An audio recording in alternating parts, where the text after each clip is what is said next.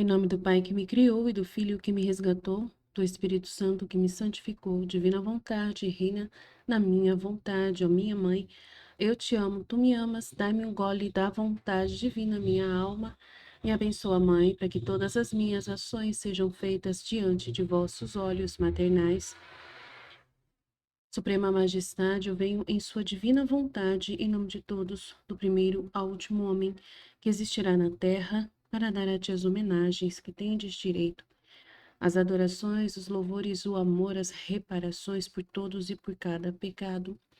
Venho, Senhor, na tua divina vontade, dou-te a minha vontade humana, por meio do imaculado coração de Maria, que possui todos os dons e os frutos da divina vontade. Dai-me então, Senhor, a tua divina vontade. Vem, ó divina vontade, nesta ação que eu estou a fazer e em todas as ações que eu farei durante este dia. Amém. Fiat. Vinde, ó Espírito Santo, vinde por meio da poderosa intercessão do Imaculado Coração de Maria, vossa amadíssima esposa e nossa mãe. Amém.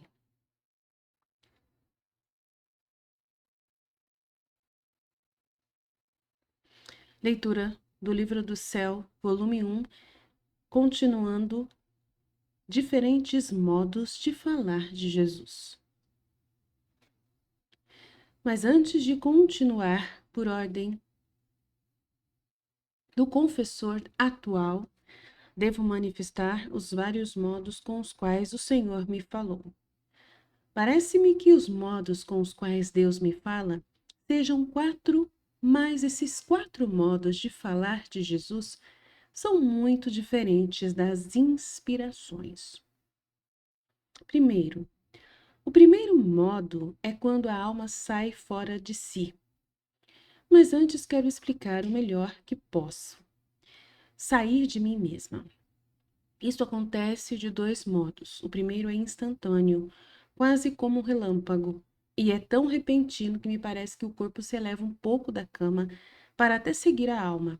Mas depois fica o corpo na cama e a mim parece que o corpo fica morto, e a alma, em vez disso, segue a Jesus caminhando por todo o universo, na terra, no ar, os mares, os montes, o purgatório e o céu, onde muitas vezes me fez ver até mesmo o lugar onde eu estarei depois de morta. Outro modo de sair a alma é mais tranquilo. Parece que o corpo se adormece insensivelmente e fica como petrificado ante a presença de Jesus Cristo. Mas a alma permanece com o corpo e o corpo não sente nada das coisas externas, ainda que se transformasse todo o universo, transtornasse todo o universo, mesmo que me queimassem e me reduzissem em pedaços. Estes 2 modos tão diferentes de sair fora de mim mesma, eu os notei sensivelmente, porque no primeiro modo, devendo eu obedecer ao confessor que vinha a me despertar, ouvi desde o lugar onde eu me conduzia Jesus, onde eu estava com Jesus, isto é, lá nos confins da terra, ou do ar, dos montes, ou do mar, ou do purgatório, ou mesmo do mesmo paraíso. Parecia-me que não tinha tempo de voltar, que não dava tempo para voltar para que o confessor encontrasse a minha alma no corpo e poder obedecer e acordar. E como me encontrava com a alma tão longe, eu me agitava toda, me angustiava e me afligia, pensando que eu não teria tempo de voltar ao corpo para obedecer à ordem do confessor, na hora que ele viesse me encontrar. E, portanto, não ter o tempo para obedecê-lo, não ter tempo de obedecer. Mas devo confessar que sempre deu tempo. Me encontrei a tempo e me parecia que a alma entrasse no corpo rapidamente antes que o confessor começasse a me dar obediência de despertar. E mais, digo a verdade, muitas vezes eu via de longe o confessor que vinha, mas para não deixar Jesus, parecia que eu não pensava no confessor que vinha, e então o próprio Jesus é que me apressava a voltar com a alma ao corpo para poder obedecer ao confessor. E então eu senti uma grande repugnância nisso, por deixar Jesus. Mas a obediência vencia, e eu deixava Jesus. Ele mesmo, ou ele me beijava, ou me abraçava, ou fazia outra coisa para se despedir de mim. E eu, deixando ao meu amado Jesus, dizia: tá bom, eu vou ao confessor, mas tu, meu bom Jesus, volte logo, que o confessor se vá. Estes são os dois modos pelos quais a alma parecia sair do corpo, e nestes dois modos de sair a alma, Deus me fala. Este modo de falar, ele mesmo chama falar intelectual. Tentarei explicar essa fala intelectual. A alma que sai do corpo e se encontra diante de Jesus, e não tem necessidade de palavras para fazer entender o que o Senhor lhe quer dizer. Nem a alma tem necessidade de falar alguma coisa para se entender, senão que tudo é por meio da inteligência. Que bem nos entendemos quando nos encontramos juntos. De uma luz que de Jesus me vem a minha inteligência, sinto imprimir em mim tudo o que o meu Jesus quer que eu entenda. Este modo é muito alto e sublime, tanto que a natureza dificilmente sabe explicá-lo com palavras. Apenas pode dizer alguma ideia. Este modo em que Jesus se faz entender é rapidíssimo. Num simples instante se aprendem muitas mais coisas sublimes que lendo livros inteiros. Ó, que mestre engenhoso é Jesus, que num simples instante ensina muitas coisas, enquanto que qualquer outro necessitaria anos inteiros, se é que o consegue, porque o mestre terreno não tem poder para poder atrair a vontade do discípulo e nem de lhe poder infundir na mente sem esforços nem fadigas o que lhe quer ensinar. Mas com Jesus não é assim. Tanta é sua doçura, a sua amabilidade no seu trato, a suavidade de sua fala, e ademais é tão belo que a alma apenas o vê já se sente tão atraída, que às vezes é tanta velocidade com que corre ao lado de Jesus, que quase sem adverti-lo se encontra transformada no objeto amado, de modo que a alma não sabe discernir mais o seu ser terreno, tanto fica identificada com o ser divino. Quem pode dizer o que a alma experimenta neste estado? Precisaria do próprio Jesus ou de uma alma separada perfeitamente do corpo, porque a alma, encontrando-se outra vez circundada pelos muros deste corpo e perdendo essa luz que antes a tinha abismada, muito perde e fica obscurecida sua mente, de tal modo que, se quisesse dizer algo, o diria grosseiramente.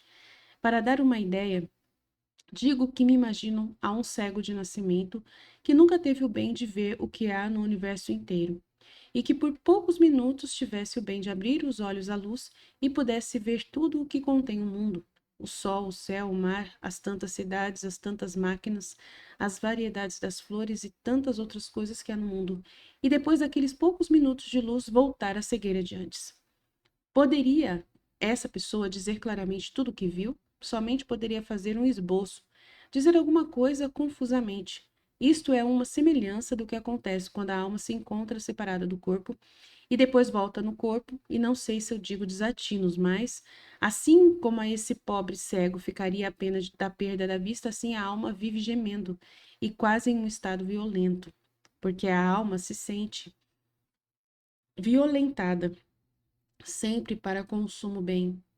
É tanta a atração que Jesus deixa na alma de si, que a alma gostaria de estar sempre abstraída em seu Deus, mas isto não pode ser, e por isso se vive como se vivesse no purgatório. Acrescento que a alma não tem nada de seu neste estado. Tudo é operação feita pelo Senhor. Agora tentarei explicar o segundo modo que Jesus tem para falar, e é que a alma, encontrando-se fora de si mesma, vê a pessoa de Jesus Cristo, como por exemplo de criança, ou crucificado, ou em qualquer outro aspecto. E a alma vê que o Senhor com sua boca pronuncia as palavras e a alma com sua boca responde. Às vezes acontece que a alma se põe a conversar com Jesus como fariam dois íntimos esposos. Se bem que o falar de Jesus é pouquíssimo, apenas 4 ou 5 palavras, e às vezes até mesmo uma só. Raríssimas vezes se estende mais. Mas nesse pouquíssimo falar há quanta luz põe na alma. Parece-me ver à primeira vista um pequeno riacho, mas vendo bem, em vez de um riacho se vê um vasto mar. Assim é uma só palavra dita por Jesus. É tanta a imensidão da luz que fica na alma, que ruminando muito bem descobre tantas coisas sublimes e proveitosas à sua alma, que ela fica assombrada. Eu acredito que se juntassem todos os sábios, ficariam todos confundidos e mudos diante de uma só palavra de Jesus. Agora, este modo é mais acessível à natureza humana e facilmente se sabe manifestar, porque a alma entrando em si mesma leva consigo o que tem ouvido da boca de nosso Senhor e o comunica ao corpo. Não é tão fácil quando é por meio do intelecto. Eu considero que Jesus tem este modo de falar para adaptar-se à natureza humana, não que tenha necessidade da palavra para fazer-se entender, senão porque deste modo a alma mais facilmente compreende e pode manifestá-lo ao confessor. Em suma, Jesus faz como mestre doutíssimo, sábio, inteligente, que possui em grau eminentíssimo todas as ciências e que ninguém pode igualá-lo. Mas como se encontra entre discípulos que ainda não aprenderam as primeiras letras do alfabeto, retendo todos os outros conhecimentos em si, ensina aos discípulos apenas o ABCD. Oh, como é bom Jesus! Se adapta aos doutos e fala-lhes de modo altíssimo, de modo que para entendê-lo devem estudar muito bem o que lhes diz. Adapta-se aos ignorantes e finge-se também, ele ignorante, e fala em modo baixo, de maneira que ninguém pode ficar em jejum das lições deste divino mestre. O terceiro modo com que Jesus me fala é quando, falando a alma, participa de sua própria substância. Parece-me como quando o Senhor criou o mundo. Com uma só palavra foram criadas as coisas, assim sendo sua palavra criadora. No mesmo ato em que diz a palavra, cria na alma aquela mesma coisa que diz. Como, por exemplo, Jesus diz à alma: Veja como são belas as coisas. Enquanto seus olhos possam percorrer a terra ou o céu, jamais encontrarão beleza similar a mim. Desde falar de Jesus, a alma sente entrar nela um algo divino e fica muito atraída para esta beleza, e ao mesmo tempo perde o atrativo de todas as outras coisas. Por quão belas e preciosas fossem, não lhe causam nenhuma impressão. O que lhe fica fixo e quase transmutado em si é a beleza de Jesus. Nisso, pensa, dessa beleza se sente investida e fica tão apaixonada que, se o Senhor não fizesse outro milagre, se lhe partiria o coração. E de puro amor por esta beleza de Jesus, expiraria a alma para voar ao céu, a gozar desta beleza de Jesus. Eu mesma não sei se eu digo desatinos. Para me explicar melhor este falar substancial de Jesus, digo outra coisa. Jesus diz: Olha como sou puro. Então também em ti quero pureza em tudo. Nessas palavras, a alma sente entrar em si uma pureza divina, e esta pureza se transforma nela mesma, e chega a viver como se não tivesse mais corpo, e assim das outras virtudes. Oh, como é desejável falar de Jesus! Eu daria tudo o que está sobre a terra, se fosse a dona de tudo, contanto que tivesse uma só dessas palavras poderosas de Jesus. O quarto modo em que Jesus me fala é quando me encontro em mim mesma, isto é, no estado natural. E este falar é também de dois modos. O primeiro é quando, me encontrando em mim mesma, recolhida no interior do coração, sem articulação de voz ou sons ao ouvido do corpo, Jesus me fala internamente. O segundo é como nós fazemos, e isso acontece às vezes, mesmo estando distraída ou falando com outras pessoas, mas uma só dessas palavras basta para me recolher se eu estou distraída, ou para dar-me a paz se estou perturbada, para me consolar se estou afligida. Agora eu continuo narrando de onde eu fiquei, e eis que ele colocou um remédio. Pela manhã eu fui para comungar, e assim que eu recebi a Jesus, súbito eu lhe disse: Senhor meu, olha em que tempestade eu me encontro. Deveria te agradecer, porque lhe deste luz ao confessor para me dar a obediência de sofrer. Em troca, minha natureza lamenta muito que eu mesma fiquei confusa ao me ver tão má. Mas tudo isto é nada, porque tu que queres o sacrifício me darás também a força. Mas a razão de maior peso em mim é ter que estar tanto tempo sem poder receber no sacramento. Quem poderá resistir a ti? Quem me dará força? Onde posso encontrar consolo nas minhas aflições? E enquanto dizia isso, sentia tais penas no coração por esta separação de Jesus sacramentado, que chorava copiosamente. Então o Senhor compadeceu-se da minha fraqueza, me disse: Não temas, eu mesmo sustentarei a tua fraqueza. Tu não sabes que graças te preparei, por isso temes tanto. Eu não sou onipotente? Não posso suprir a privação de me receber no sacramento? Por isso ri-te, põe-te como morta em meus braços. Faze-te vítima voluntária para me reparar as ofensas pelos pecadores e para evitar aos homens os merecidos flagelos. Eu dou-te em penhor a minha palavra. de não deixar nem um só dia sem vir visitar-te. Até agora tu viestes a mim, de agora em diante eu virei a ti. Não estás contente? Então me resignei à santa vontade de Deus e fui surpreendida por esse estado de sofrimentos. Quem pode dizer as graças que o Senhor começou a me dar? É impossível poder dizer tudo detalhadamente. Poderei dizer alguma coisa confusamente, mas por quanto possa e para cumprir a santa obediência que assim o quer, esforçar-me-ei em dizer por quanto me seja possível. Lembro-me que desde o início deste estar continuamente na cama sofrendo, o meu amado Jesus fazia-se ver muito frequentemente, o que não tinha feito no passado.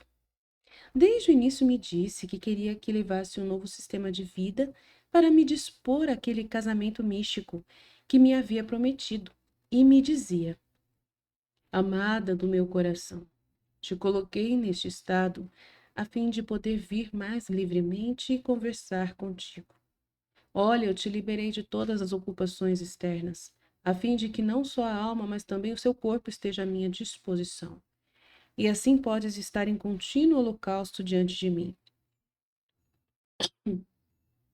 Se não te tivesse posto nesta cama, a dever-te a ti os deveres de família e sujeitar-te a outros sacrifícios, eu não poderia vir tão frequentemente e te fazer partícipe das ofensas conforme as recebo. No máximo, deveria esperar que você cumprisse os seus deveres, mas agora não. Agora ficamos livres. Já não há ninguém que nos incomode e que interrompa nossa conversa. De agora em diante, as minhas aflições serão tuas e as tuas minhas. Os meus sofrimentos teus e os meus as minhas consolações tuas e as tuas. Uniremos todas as coisas juntos, e tu tomarás interesse das minhas coisas como se fossem tuas, e assim não haverá mais entre nós dois, isto é meu e isto é teu, senão que tudo será comum por ambas as partes. Sabes como fiz contigo? Como um rei quando ele quer falar com sua esposa rainha, e esta se encontra com suas damas em outras ocupações.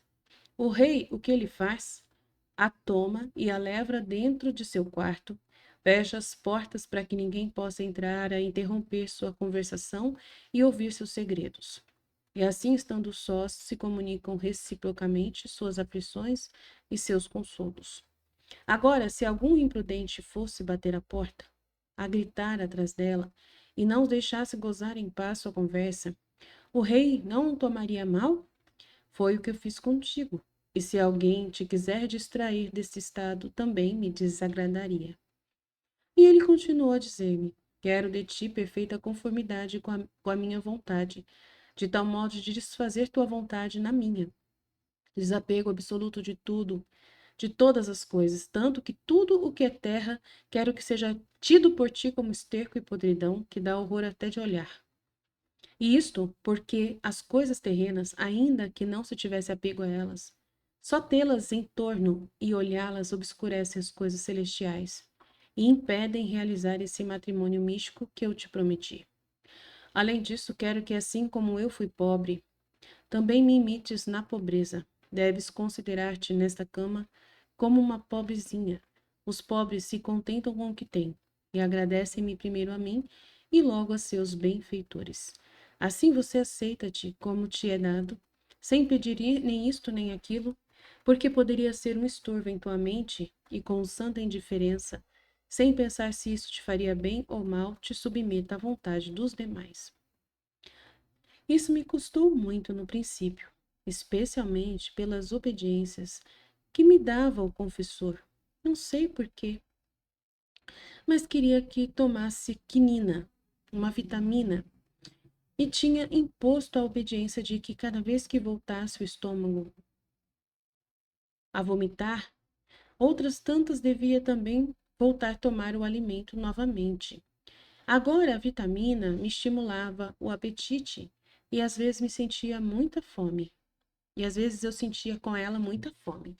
Tomava o alimento e quando o tomava, e às vezes até mesmo rapidamente no mesmo momento de tomá-lo, pelos contínuos ânsias de vômito, eu estava obrigada a devolvê-lo. E permanecia com a mesma fome de antes. A palavra pobre que Jesus me havia dito não me deixava ousar pedir mais nada. E eu mesmo tinha vergonha de pedir mais comida, pensando entre mim. O que dirá a família? Ela vomitou e quer comer novamente? Se me derem alguma coisa, eu como. Se não, o Senhor se ocupará disso. Assim me passava contente de poder oferecer alguma coisa ao meu amado Jesus. Isto não durou muito tempo, mas aproximadamente 4 meses. Um dia o Senhor me disse: pede ao confessor que te dê obediência de não tomar essa vitamina e de não te fazer tomar o alimento tantas vezes, que eu lhe darei luz. Depois veio o confessor e disse-lhe, e ele me disse: para não mostrar singularidade, de agora em diante quero que tomes o alimento uma só vez por dia. E suspendeu também a vitamina. Assim fiquei mais tranquila e me passou a fome, mas o vômito não cessou. Essa única vez que eu comia, era ainda obrigada a devolvê-lo. Às vezes, o Senhor me dizia que pedisse obediência para não comer mais, mas o confessor nunca me deu esta obediência e me dizia: não importa que você vomite, é outra mortificação. Eu então o dizia ao Senhor, e ele me dizia: quero que faça a petição, mas com santa indiferença. Quero que esteja ao que te diz a obediência. E assim continuei a fazê-lo. Quando passaram cerca de 40 dias, que eu considerava pelas palavras que me tinha dito o Senhor por um certo tempo, e que eu assim tinha dito ao confessor, os sofrimentos continuavam a surpreender-me diariamente, e ele se via obrigado a vir todos os dias. Então o confessor começou a me dar obediência de não estar mais naquele estado e acrescentava que se eu caísse nos sofrimentos ele não viria. Por minha parte, me sentia disposta a obedecer, especialmente minha natureza queria se libertar daquele estar continuamente na cama, que por quão belo fosse, era sempre cama, aquele ter que sujeitar a todos, mesmo nas coisas mais repugnantes e necessárias à minha natureza, e estar obrigada a dizer aos outros, é um verdadeiro sacrifício. Por isso a natureza fez seu ofício. Toda se consolou ao sentir-se dar esta obediência do Padre. Minha alma estava disposta a obedecê-lo ou a permanecer em cama se assim o Senhor quisesse também. Porque tinha começado a experimentar quão bom tinha sido o Senhor comigo, e que a verdadeira resignação sabe mudar a natureza das coisas e o amargo se converte em doce. Quando me deu a obediência de não estar mais na cama, eu comecei a resistir e dizia ao Senhor: o que queres de mim? Não posso mais estar na cama, porque a obediência não quer. Mas se queres, fale com o confessor, dê luz a ele. Eu estou disposta a fazer o que queres. E passei toda uma noite discutindo com o Senhor. Quando vinha, eu lhe dizia: meu amado Jesus, tenha paciência, eu não venha, porque a obediência não permite que me faça participar em teus sofrimentos. Até pela manhã eu venci com resistência, me senti em mim mesma e livre dos sofrimentos. Quando em um instante veio o Senhor e me atraiu de tal maneira a ele que eu não pude resistir e perdi os sentidos. E me encontrei junto com ele, mas tão estreitada que por quanta oposição fazia, não pude me separar de Jesus. Estando com Jesus, eu me sentia toda aniquilada e tinha uma certa vergonha pelas tantas oposições que ele havia feito antes durante a noite. E eu lhe disse: Esposo Santo, me perdoa, é o confessor que assim o quis. E ele me disse: não tenha medo, quando é obediência eu não me ofendo. E continuou: vem a mim. Hoje é o ano novo e quero te dar o teu presente. Justo naquela manhã era o primeiro dia do ano. Então aproximou seus lábios puríssimos aos meus e me derramou um leite docíssimo na boca. Beijou-me e tomou um anel de dentro de seu lado e me disse: hoje quero te fazer ver o anel que te preparei para quando te dispose. Depois me disse: diga ao confessor que é minha vontade e que você continua na cama. E como sinal de que sou eu, diga-lhe que há uma guerra entre a Itália e a África e que se ele te der obediência de te fazer continuar sofrendo, não deixarei fazer nada a ambas as partes nesta guerra e eles se porão em paz. No mesmo instante de dizer estas palavras, senti-me circundada por sofrimentos como por um vestido, e por mim mesma não pude libertar-me, pensava: que dirá o confessor? Mas não estava mais em meu poder. Aquele leite que Jesus derramou em mim me produzia tal amor a ele que me sentia definhar e sentia tanta saciedade e doçura que depois de que veio o confessor e me fez voltar daquele estado, e a família me levou ao alimento, sentia-me tão satisfeita que o alimento não baixava, mas para cumprir a obediência que assim queria, tomei um pouco, mas logo fui obrigada a devolvê-lo, misturado com aquele leite doce que me havia Jesus dado. E como ele brincando me disse: Não te bastou já o que eu te dei? Não está contente ainda? Eu fiquei toda corada, mas rapidamente lhe disse: O que queres de mim é obediência. Quando o confessor veio, começou a ficar inquieto e a dizer-me que eu era desobediente. Ou então dizia-me: Isso é uma doença. Se fosse coisa de Deus, teria feito obedecer. Por isso, em vez de chamar confessor, deve chamar os médicos.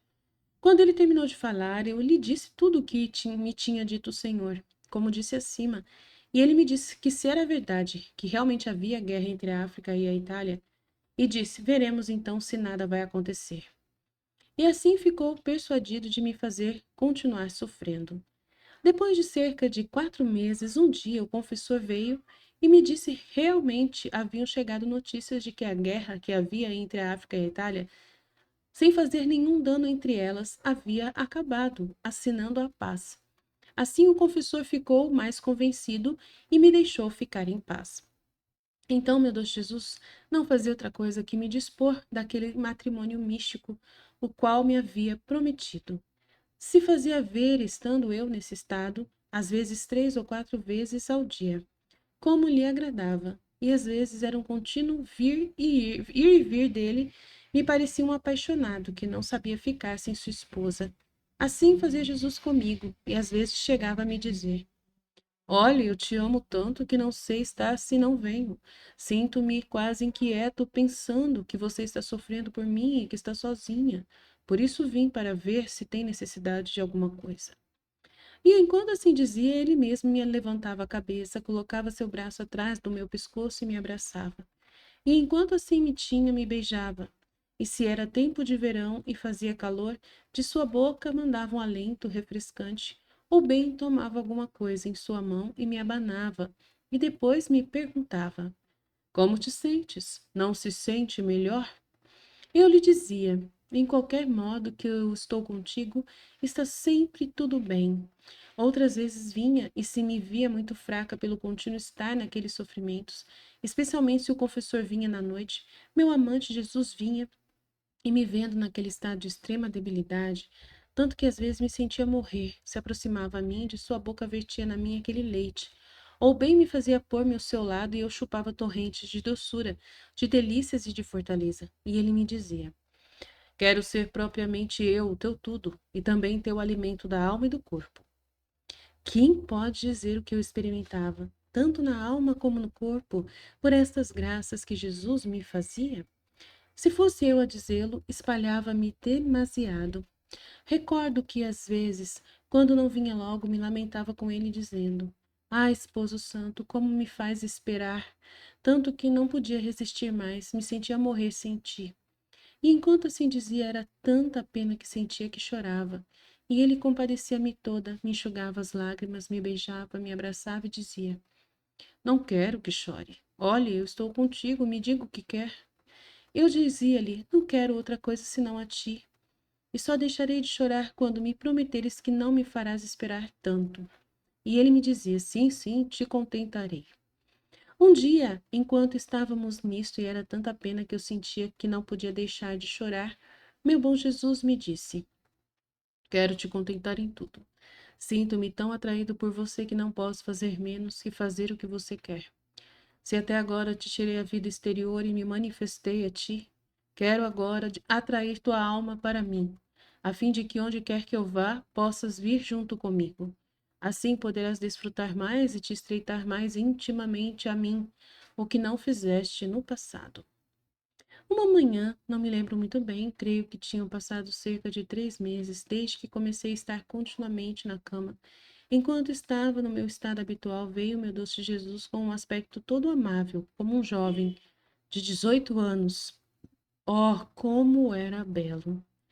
Com sua cabeleira dourada e toda encaracolada, parecia que encadeava os pensamentos, os afetos e o coração. Seu rosto sereno, onde se olhava como dentro de um cristal o interior de sua mente, e se descobria sua infinita sabedoria, sua paz imperturbável. Oh, como me sentia tranquilizar minha mente. Meu coração, aliás, minhas mesmas paixões diante de Jesus caíam por terra. E não se atreviam as minhas paixões a me dar o mínimo incômodo. Eu acredito, não sei se estou errada, que não se pode ver a este Jesus assim tão belo, se não está na calma mais profunda, que o mínimo assombro de intranquilidade impede ter uma visão tão bela. Assim, ao ver a serenidade de sua fronte adorável, é tanta a infusão de paz que se recebe no interior, que creio que não há desastre e guerra mais feroz que diante de Jesus não se acalme.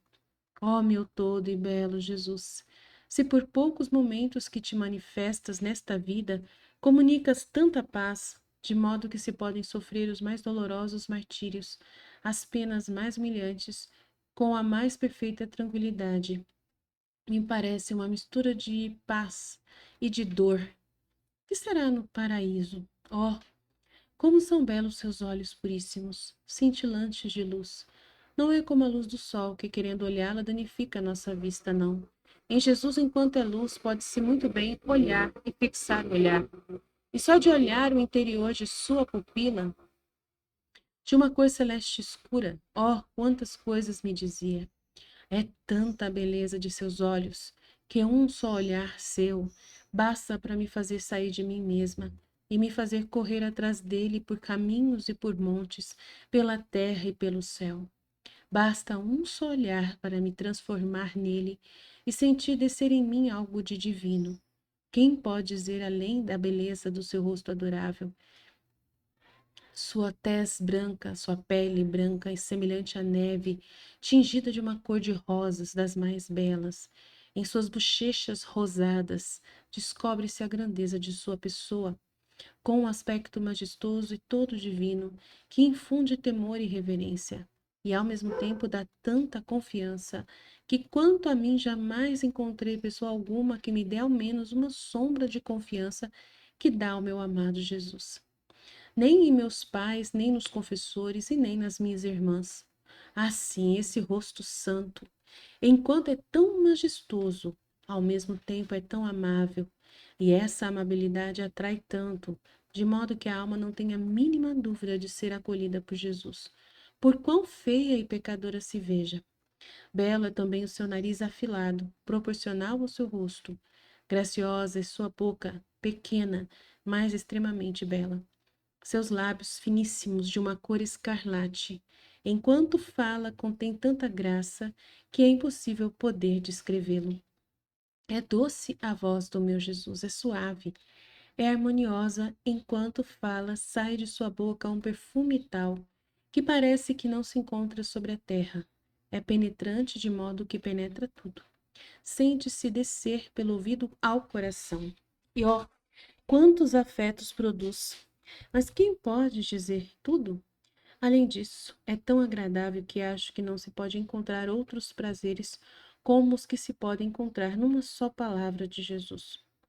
A voz de meu Jesus é potentíssima, é obrante, e no mesmo ato que fala, faz o que diz. Assim, é formosa sua boca, mas mostra mais sua formosa graça no ato de falar. Então se vêem seus dentes tão nítidos e bem alinhados e exala seu sopro, amor que incendeia, setas são lançadas, consome o coração. Belas são suas mãos suaves, brancas, delicadíssimas, com seus dedos proporcionados e os move com uma maestria tal que é um encanto. Oh, como você é bonito! Todo bonito, ó meu Jesus! O que eu disse sobre sua beleza é nada, é mais, eu acho que disse muitos desatinos. Mas o que queres de mim? Perdoa-me, é a obediência que assim o quer. Por mim, não me teria atrevido a dizer nenhuma palavra, conhecendo a minha incapacidade. Agora, enquanto via Jesus com o aspecto lindo já descrito, de sua boca me enviou um alento, um sopro, que me investia toda a alma. e me parecia que Jesus me atraía com esse sopro a ele, e comecei a sentir que a alma saía do corpo. Me sentia realmente sair de todas as partes, da cabeça, das mãos e até dos pés, sendo essa a primeira vez que me sucedia dentro de mim. Comecei a dizer: agora morro, o Senhor veio para me levar. Quando me vi fora do corpo, a alma tinha a mesma sensação do corpo, com essa diferença que o corpo contém carne, nervos e ossos, a alma não. É um corpo de luz, portanto senti um temor. Mas Jesus continuava a enviar-me esse sopro e me disse: se te dá tanta pena estar privada de mim, agora vem junto comigo porque quero consolar-te. E Jesus tomou o seu voo e eu tomei o meu junto a ele. Giramos por toda a abóbada do céu. Oh, como era bonito passear junto com Jesus! Agora apoiava a cabeça sobre o seu ombro e com o braço atrás de suas costas e com a outra mão em sua mão. Agora se apoiava Jesus em mim. Quando chegávamos a certos lugares onde a iniquidade mais abundava, oh, quanto sofria meu bom Jesus! Eu via com mais clareza os sofrimentos de seu coração adorável. Via-o quase desmaiar e lhe dizia: apoie-se em mim e faz-me partícipe de tuas penas, pois não resiste minha alma ver-te sofrer sozinho. E Jesus me dizia: amada minha, ajuda-me que não posso mais. E enquanto assim dizia, aproximava os seus lábios aos meus, e via uma amargura tal que sentia penas mortais quando entrava em mim esse licor tão amargo. Sentia entrar como tantas facas, pontas, flechas que me trespassavam de lado a lado. Em suma, em todos os meus membros se formava uma dor atroz, e voltando a alma ao corpo, participava estes sofrimentos ao corpo. Quem pode dizer as penas? Só o próprio Jesus que era testemunha, porque os outros não podiam mitigar minhas penas, estando naquele estado de perda dos sentidos, e se esperava quando estava presente o confessor, porque também com a obediência se mitigavam. Portanto, só Jesus me podia ajudar quando via que minha natureza não podia mais e que chegava propriamente aos extremos, e não me restava mais que dar o último respiro. Oh, quantas vezes a morte zombou de mim! Mas virá um dia em que eu me rirei dela. Então Jesus vinha, me tomava em seus braços, me aproximava de seu coração, e ó como me sentia voltar à vida. Depois de seus lábios, vertia um licor docíssimo, e assim se mitigavam as penas. Outras vezes, enquanto me levava junto com ele, girando, se eram pecados de blasfêmias contra a caridade e outros, vertia esse amargo venenoso. Se eram pecados de desonestidade, derramava uma coisa de podridão mal cheirosa. E quando voltava em mim mesma, sentia tão bem aquela peste, e era tanto o fedor que me revolvia o estômago, e me sentia desfalecer. E às vezes, tomando alimento, quando o devolvia, sentia que saía de minha boca aquela podridão misturada com o alimento. Uma vez, levava-me às igrejas, e também ali o meu bom Jesus era ofendido. Oh, como chegavam mal ao seu coração aquelas obras santas! Sim, mas descuidadamente feitas. Aquelas orações vazias de espírito interior, aquela piedade fingida aparente, parecia que mais bem insultavam Jesus em vez de lhe dar honra. Ah, sim, aquele coração puro, reto, santo, não podia receber essas coisas tão mal feitas. Oh, quantas vezes se lamentava, dizendo: filha, também há gente que se diz devota. Olha quantas ofensas me fazem, mesmo nos lugares mais santos, ao receber os mesmos sacramentos. Em vez de sair purificados, saem mais enlameados. Assim, quanta pena dava Jesus ver pessoas que comungavam sacrilegamente, sacerdotes que celebravam o santo sacrifício da missa em pecado mortal, por costume, e alguns dá horror dizer por fins de interesse. Oh, quantas vezes meu Jesus me fez ver essas cenas tão dolorosas! Quantas vezes, enquanto o sacerdote celebrava o sacrossanto mistério, Jesus é obrigado a descer, porque era chamado pelo poder sacerdotal. As mãos do sacerdote se viam aquelas mãos que gotejavam podridão, sangue ou então estavam sujas de lama. Ah, como dava compaixão o estado de Jesus tão santo, tão puro, naquelas mãos que davam horror, só de olhá-las. Parecia que Jesus queria fugir daquelas mãos, mas era obrigado a permanecer até que se consumisse as espécies do pão e do vinho. Às vezes, enquanto permanecia ali, com o sacerdote ao mesmo tempo, vinha-se apressadamente a mim e lamentava-se. E antes de que eu dissesse, ele mesmo me dizia: Filha, deixa-me derramar em ti, porque não posso mais. Tem compaixão do meu estado que é demasiadamente doloroso. Tenha paciência, soframos juntos. E enquanto dizia isso, derramava da sua boca na minha. Mas quem pode dizer o que derramava? Parecia um veneno amargo, uma podridão hedionda, misturada com um alimento tão duro, repugnante e nauseante, que às vezes eu não podia engolir. Quem pode ser os sofrimentos que me produzia este derramar de Jesus? Se ele mesmo não me tivesse sustentado, certamente teria morrido vítima disso. Todavia, só derramava em mim a mínima parte. O que será de Jesus, que contém tanto e tanto? Oh, como é feio o pecado! Ah, Senhor, faça-o conhecer a todos, a fim de que todos fujam deste monstro tão horrível. Mas enquanto via estas cenas tão dolorosas, outras vezes fazia-me ver também cenas tão consoladoras e belas, que raptavam, e estas eram ver os bons e santos sacerdotes que celebravam os sacrossantos mistérios. Ó Deus, como é alto, grande e sublime o seu ministério! Como era bonito ver o sacerdote que, celebrando a missa, e Jesus transformado nele, parecia que não era mais o sacerdote, mas que o próprio Jesus é que celebrava o divino sacrifício. E às vezes fazia desaparecer completamente a pessoa do sacerdote, e eu via só Jesus celebrando a missa e eu o escutava.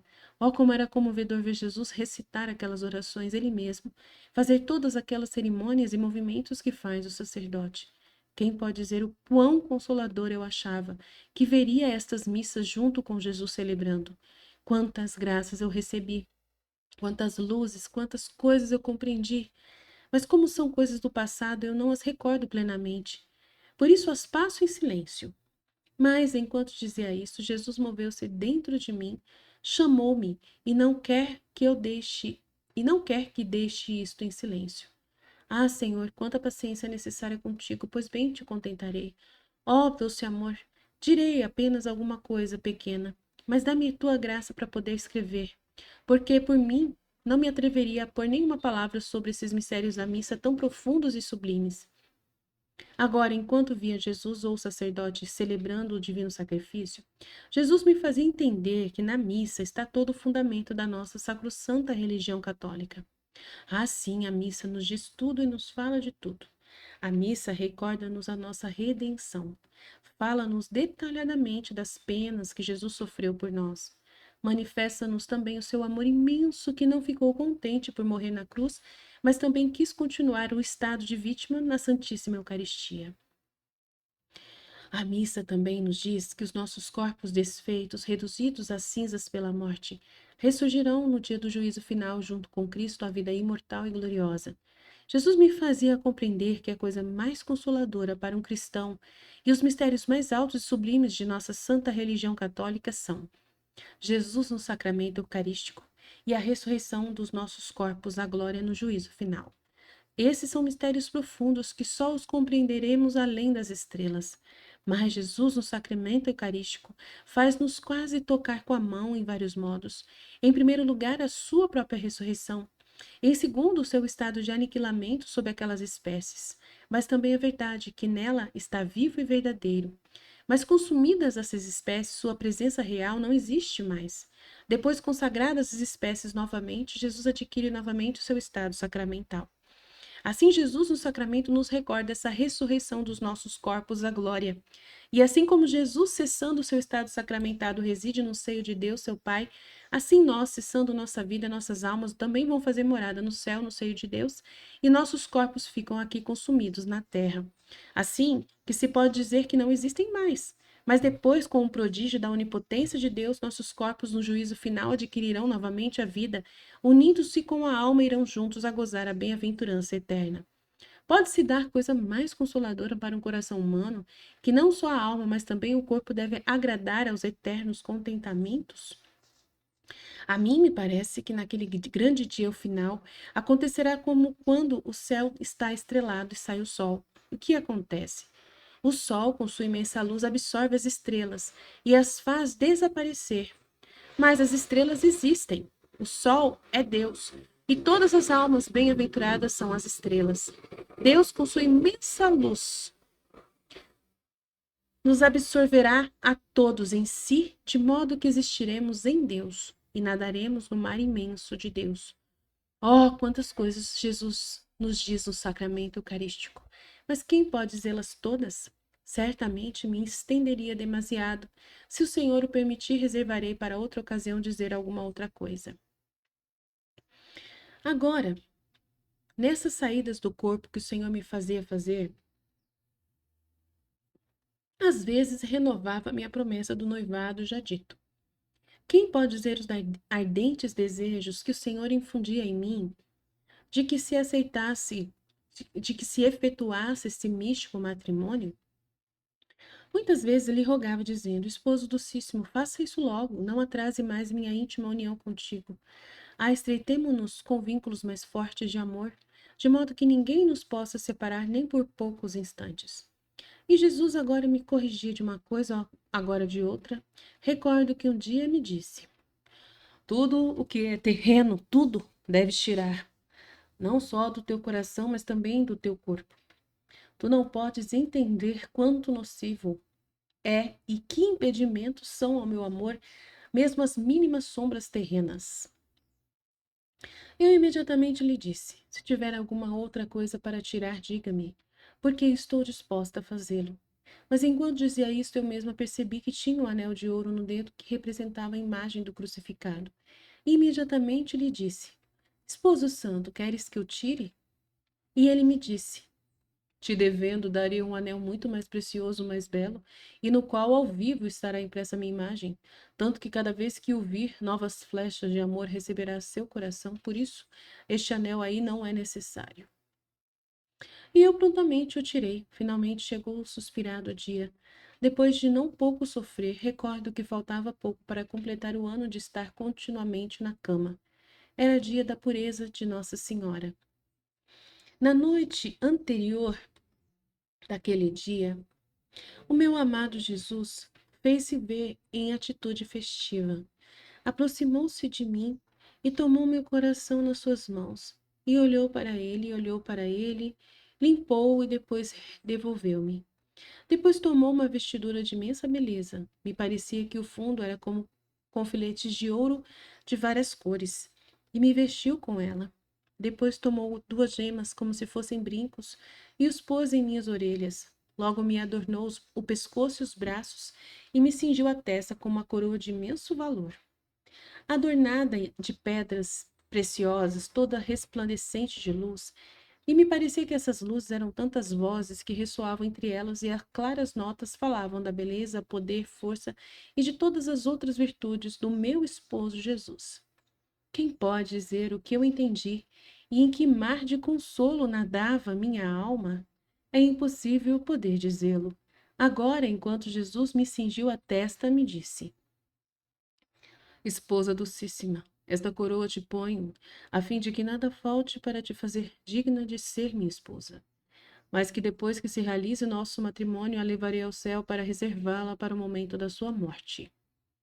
Finalmente tomou um véu e com ele cobriu-me toda, desde a cabeça até os pés, e assim deixou-me. Parecia-me que nesse véu havia um grande significado, porque os demônios, ao me verem assim coberta com ele, ficavam tão espantados e sentiam tanto medo de mim que fugiam aterrorizados. Os mesmos anjos estavam ao meu redor, com tal veneração que eu mesma ficava confusa e toda cheia de vergonha. Finalmente tomou, na manhã seguinte, na manhã desse dia, Jesus fez-se ver de novo todo afável, doce e majestoso, juntamente com sua Mãe Santíssima e Santa Catarina. Primeiro os anjos cantaram um hino. Santa Catarina me assistia. A mãe tomou minha mão e Jesus pôs em meu dedo o anel. Depois nos abraçamos e me beijou. E assim fez também a mãe. Depois tivemos um colóquio todo de amor. Jesus falava-me do grande amor que me tinha e eu dizia-lhe também do amor com que eu o amava.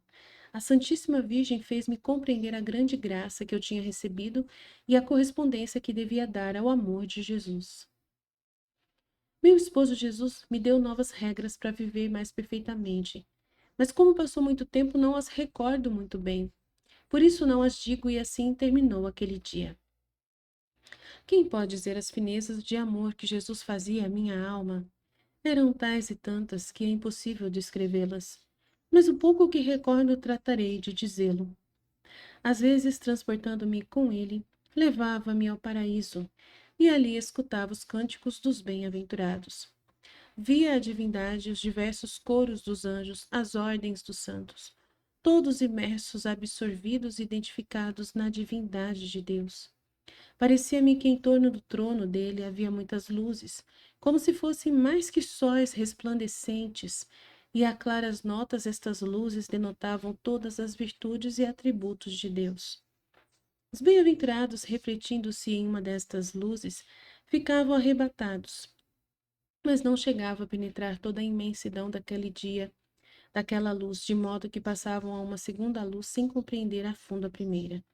Assim, os bem-aventurados no céu não podem compreender perfeitamente a Deus, porque é tanta a imensidão, a grandeza, a santidade de Deus, que mente criada não pode compreender um ser incriado.